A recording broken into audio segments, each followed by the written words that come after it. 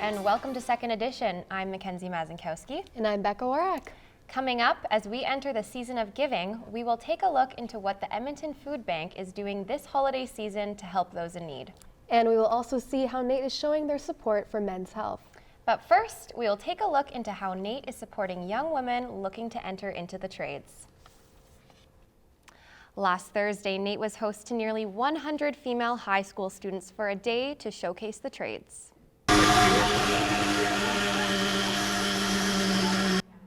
The Jill of All Trades event is an annual event that takes place at a number of post-secondary institutes across Canada. The event allows aspiring tradeswomen to get some exposure in the trades they're interested in by participating in several hands-on workshops. Just being able to work with my hands and, I don't know, just connections and having that type of, I guess, background of having the trades would be really fun to have. And yeah, pretty much just being able to work with my hands, yeah. The main focus for this event is to support women looking to enter into the trades after graduation. NAIT is changing the face of men's health one mustache at a time. They showed their support for Movember and men's mental health by hosting a fun event to encourage donations for a good cause. Last Friday, NAIT held a Stash Bash event to help fundraise for Movember. Members of MC College attended to give tips on how to properly style facial hair and paint facial hair onto those unable to grow it. Games, activities, and snacks were also provided to encourage more donations. One of the main points of focus from our campus activities board this year when we were planning out the year was to focus on men's health and men's mental health. So this was a project that we made really important this year. The main focus for this event is to raise money for prostate cancer research. If you would like to help NAIT fundraise, you can donate at ca.movember.com. Around this time every year, ETS buses visit Save on Food locations to collect non-perishable food and cash donations to help those in need during the Christmas season. The Stuff a Bus campaign is ran entirely by volunteers and has a goal to raise money and collect donations to give back to the Edmonton's Food Bank. They are grateful for any contribution, no matter how big or small. We are the first to feel the economic pinch, and we will be the last to recover. When people have to make decisions, paying the rent or feeding their children, and they're coming to the food bank to make those decisions, that's hard. That should not be happening. And this is why our community is so great, is because it's the individuals coming in and making those gifts. If you are able to donate to those in need, visit edmontonsfoodbank.com. Now that snow is on the ground and here to stay, it's time for you to dust off your skis and snowboards. Edmonton ski hills are now open for the season. Snow Valley opened on November 15th, the Edmonton Ski Club on the 19th, and Rabbit Hill on the 21st. Organizers say this year has great promise for flocks of ski enthusiasts and snowboarders alike to go and enjoy the great conditions the hills have to offer. Once the snow's down, it does not leave until June. So yeah, it's, you know what, the nice weather brings people out. It makes it a lot easier. When the lights are on at night, people drive by and they see it and we're open. And it just tells people that you know, skiing and snowboarding is back for the season. And we just look forward to another busy season. For everyone wanting to plan a trip this season, all operating hours and more information can be found on each hill's respective website. Now we're going to take a look at what was in store for NAIT sports teams. Let's pass it over to our Aiden Gannam, who has more on this. Thanks, guys. Heading into the winter break, the NAIT women's hockey team are undefeated.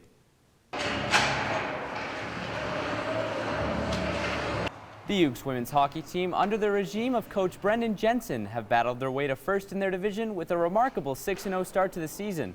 With the winter break starting, the Ukes have no plans to stop their run. During the break, I think it's really important to also rest your bodies as much as you're still working out and training. Your bodies go through a lot in first semester, so during the break I like to hit the gym but also get some rest in and get some family time in for the mental aspect of it and hit the ODR as much as possible. Even though the winter break is a month long, it's reassuring to know that the Ukes won't be making a pit stop in their drive for a championship. To close off the semester before winter break, the Ukes women's curling team represented the school in the ACAC Regional Fall Bonspiel.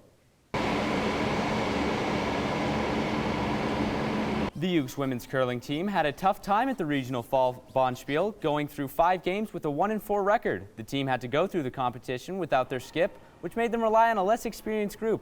But they believe that this competition was something to build off of to make them stronger. It was a rough one. It was sad not having a regular skip there, so it left me with 3 amazing girls who I'm so very proud of. But they have not really curled in a long time, so they're still kind of learning the game. We made it on the board a few times. That was probably the best thing that we could do. The Ukes' next Bonspiel will be Friday, January 20th for Winter Regionals. Honestly, guys, I'm so excited for this winter break to end so we can finally see our Ukes fly. Absolutely. I love watching hockey, so I can't wait to see our Ukes hockey team in action. Oh my gosh, totally. And I can't wait to see how the curling team bounces back. After this short break, we will revisit Old Strathcona to see how they mesh the present with the past. And how a theater off of White Ave improvises musicals every Saturday. Stay with us, and we'll be right back.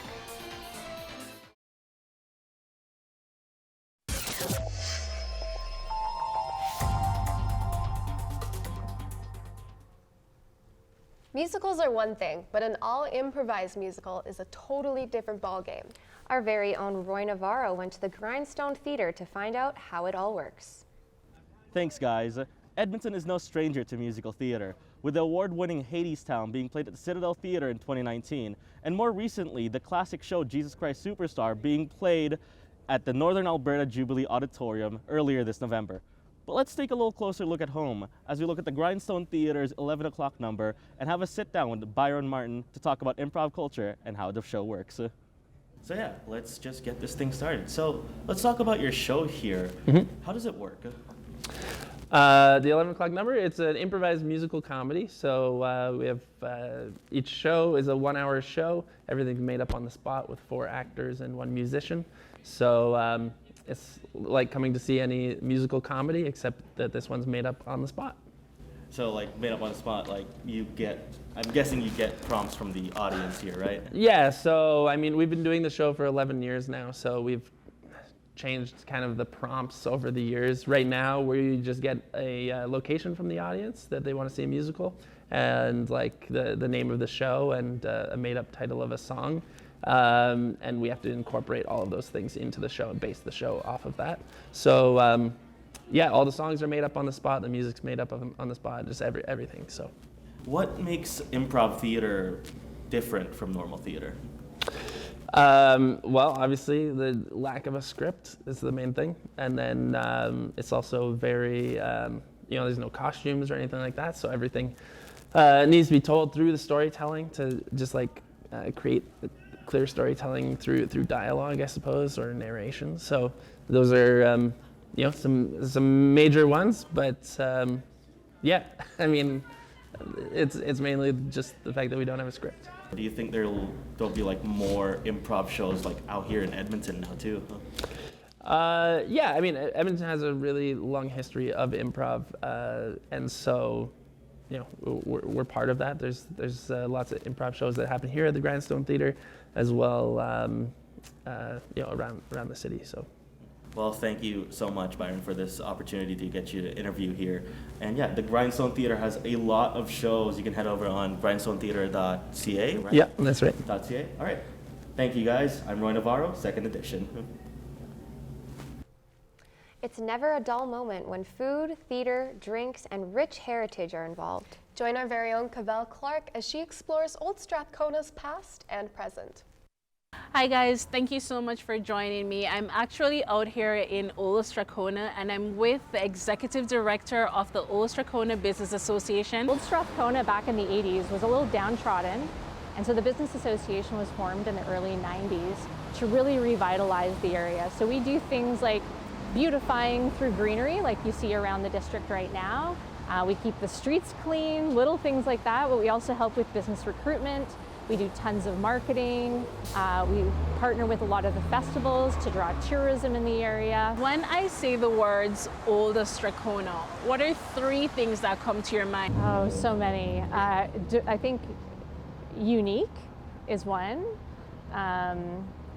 Walkable is another. And I think fun. Oh my goodness, there's so much to do in Old Strathcona. I think we have a really strong theater community. There's something like over a dozen theaters within the area, so you could go and take in a show at any one of the theaters. There's of course our really strong nightlife, so if you're into hanging out at a lounge or a bar, you could choose one of the many bars or lounges, and I'd throw sort of restaurants into that as well. Spotlight Cabaret is a really cool space that has some amazing entertainment. What is the oldest building in this area? That would be the Strathcona Hotel, which is now just called the Strathcona. It's just on the end of the block here. I believe it's over 100 years old, and my understanding it is the last wood building or the first wood building that was built in all of Alberta. So it's no longer a hotel. It was recently refurbished in the last 2 or 3 years, but it is the oldest, with being well over 100 years old. Old Strathcona is definitely a cultural melting pot. Whether it's just grabbing coffee with friends or catching a show at one of the many theaters, there's always something to do. In fact, just tomorrow, this park behind me, the McIntyre Park, will be completely lit with lights to kick off the holiday seasons. As you can see, preparations is already on the way. I'm Cavell Clark, 2nd Edition News.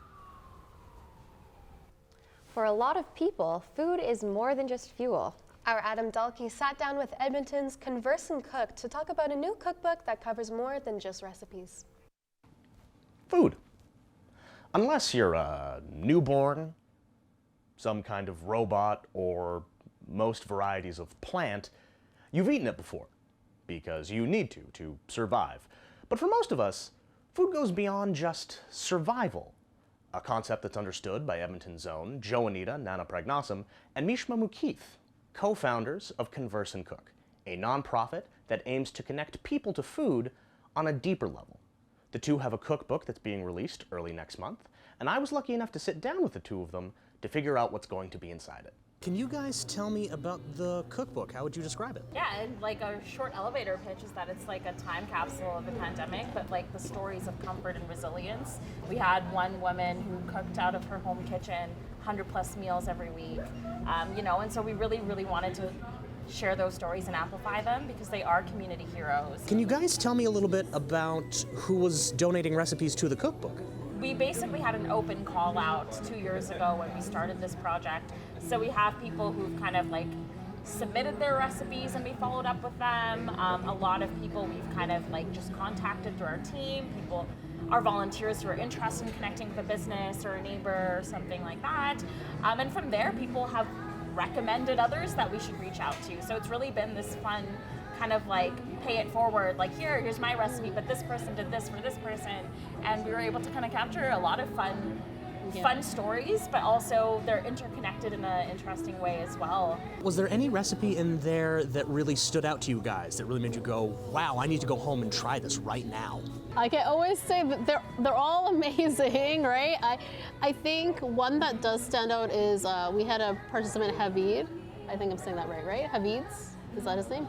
Javad, and he did Persian cutlets, but it was a tribute to his wife who had passed away on the Iranian flight that had gone down, and so his story was really about grieving during the pandemic. And I think that whole process of the interview and having written up his story and sharing the initiatives he's doing to fight for justice for his wife really allowed him some closure in that whole piece of his life too, which is really nice. The book is being officially released Sunday, December 4th, at a launch party being held at the Strathcona Community League.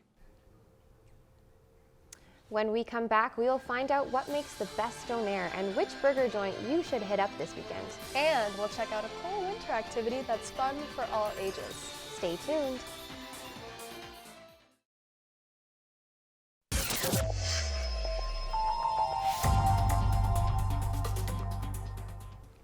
Welcome back to 2nd Edition. So Becca, what do you think makes a good donair? Gotta be the meat, and of course some good sweet sauce to go with it. I couldn't agree more. And speaking of food, I'm curious to know where in Edmonton makes the best burgers. Well, thankfully, we're about to find out. But first, let's learn how to make a good drink to go with that food. Our very own Brennan Porneshny is going to toss one on the rocks for us. Oh. Hey, I'm Brandon Porneshny from 2nd Edition, and today we're making drinks. Welcome to Brewin' with Brennan.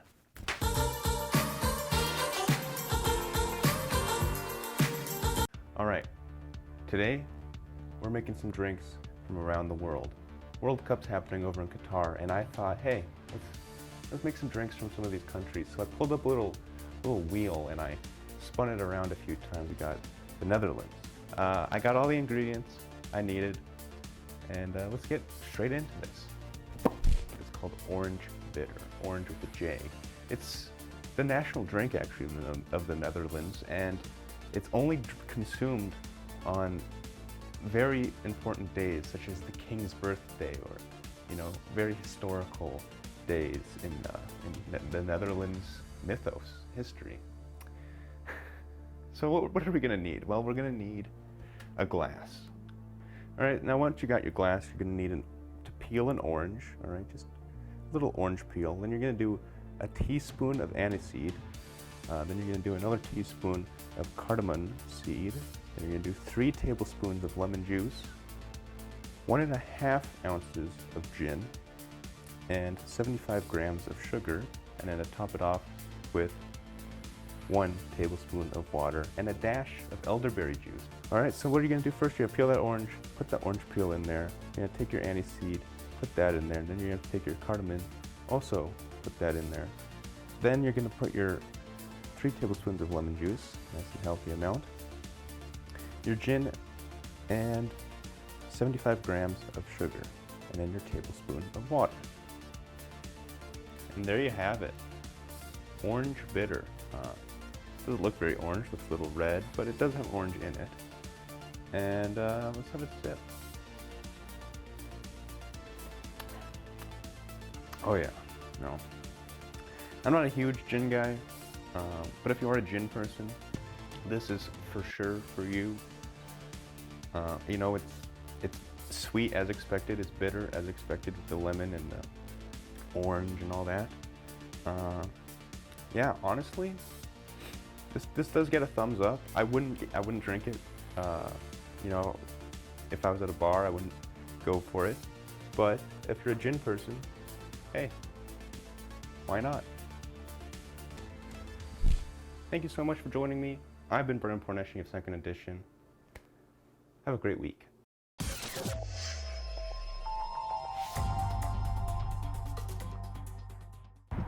My name is Tristan Mottershed with 2nd Edition, and today I'm going around to different donair shops around the city to try and find the holy grail of donairs.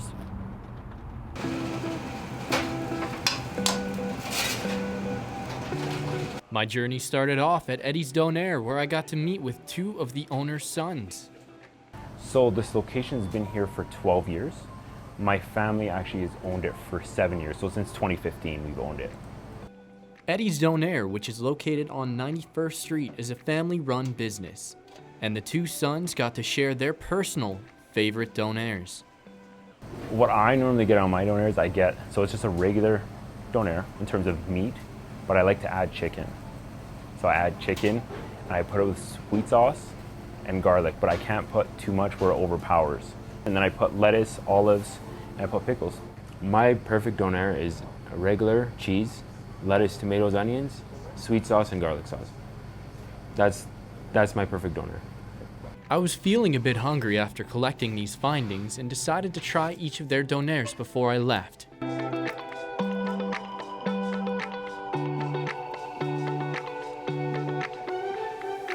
There was still work to be done though, so I made my way over to Primetime Donair. I was lucky enough to sit down with Amina from operations at Primetime Donair. We started off just in 3 years. 3 years ago we had 4 locations, and now we have 17, almost 20. Primetime Donair is a growing establishment, and to finish my findings, I decided to ask her what her favorite donair was. I have to say my ideal donair is going to be a classic, traditional donair without donair sauce. I'm a lettuce, onion, and olive kind of girl. That's it. After gathering all the information I needed, I then began constructing the holy grail of donairs.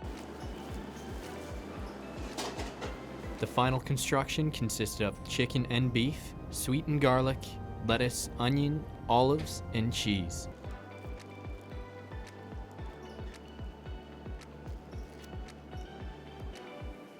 That was quite possibly one of the best donairs I've had in my life. The chicken and the beef, perfect combination. The veggies brought it all together. The garlic and the sweet sauce, even though it might seem strange, perfect. And I hope that you guys enjoyed this, and I hope you go out and find the Holy Grail donair for yourself, or try mine. My name is Tristan Watershed with 2nd Edition.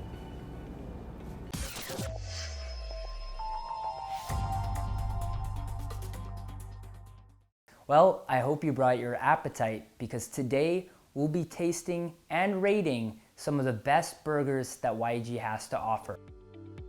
Our first stop is Woodshed Burgers, and this location has been around since 2019, known for its massive sandwiches, creative burgers, and fun sides. But enough from me, let's hear from the chef. I mean, it's hard to boil down to just a couple sentences, but really it all comes down to the fact that everything's locally sourced, everything tastes good by itself, so when you put it all together, it's just warm deliciousness, you know, everything's good. And for the moment of truth, Woodshed Burgers did amazing. I rated them an 8.9 out of 10 for a phenomenal burger. Woodshed Burger, that is unbelievable stuff. I'm very happy with that. All right, here we are at our second stop. We're here at Gravy Burger and Fries. I'm so excited to try this one out, so let's get into it. Gravy Burger and Fries has been around since 2015 under a different name, where they later rebranded in 2021 to Gravy Burger and Fries. They pride themselves on using 100% brisket and their special dragon sauce. The Double Dragon Burger was loaded with flavor. For this one, the rating, unbelievable, but a 9.1 out of 10 for Gravy Burger and Fries. Loved the 100% brisket beef that was used, delicious. Gravies, good job. That was phenomenal. Big fan of the Double Dragon Burger. And for our third and final restaurant, we're here at Odd Company Brewing. Let's see what we can get. Odd Company Brewing started May of 2019. They're known for a great atmosphere and the OCB Animal Burger that's once been named as YEG's best burger. Oh my gosh. Well, I totally see why this burger got an award. But one bite, everybody knows the rules.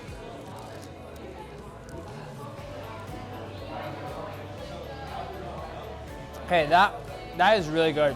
I can't even lie. That is like, that's gotta be a solid 9.0. I gotta give it a solid 9.0 out of 10. That is a really, really good burger. I'm very surprised. So, wow, Odd Company Brewing, keep doing what you're doing. That is unbelievably good. All three of those burgers were so good. And from the rankings, Gravy does take the cake, but I mean, I enjoyed all three burgers from Odd Brewing Company and Woodshed Burgers. Absolutely amazing. If I have one message, it's to go out there, support local. Absolutely unbelievable ingredients. Everything was so fresh, and I know I'll definitely be going back. For 2nd Edition, I'm Amar Wahidi.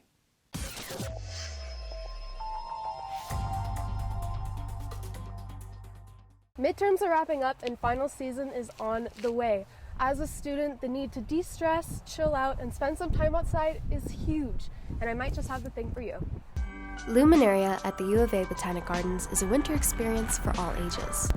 In their village square, attendees can enjoy some refreshments, including some free hot apple cider to warm you up fireside before and after your walk around the grounds. Fireplaces are also all along the walking paths to give you a bit of a break from the intensity of the cold. On your walk, you'll see several different decorations to light your way, from many differently lit trees to intricate lighting fixtures. The walk also includes overhanging lights, several candlelit lanterns all along the walkway paths in the Kurimoto Japanese garden, and even the Winter Queens in their royal garden. The featured Woodland Express takes passengers on a ride to either side of the Luminaria experience. Also available by prior reservation, The Northern Light dining experience gives diners the opportunity to enjoy their meal while staying warm and sheltered from all of the cold outside. The Luminaria experience itself can be worth it if you're looking for a way to peacefully de-stress, chill out, no pun intended, and spend some time outside.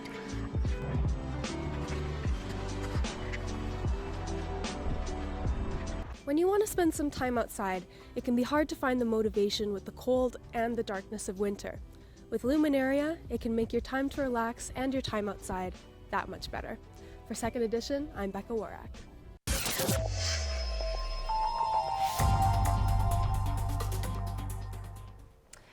Well, I don't know about you, Becca, but I think I'm gonna have to grab one of those burgers and possibly even a donair after seeing all that good food. Oh, absolutely. And might just have to pair them with that delicious looking Netherlands cocktail. That sounds like a great plan. Well, thank you all for joining us. We will see you here next time at Second Edition.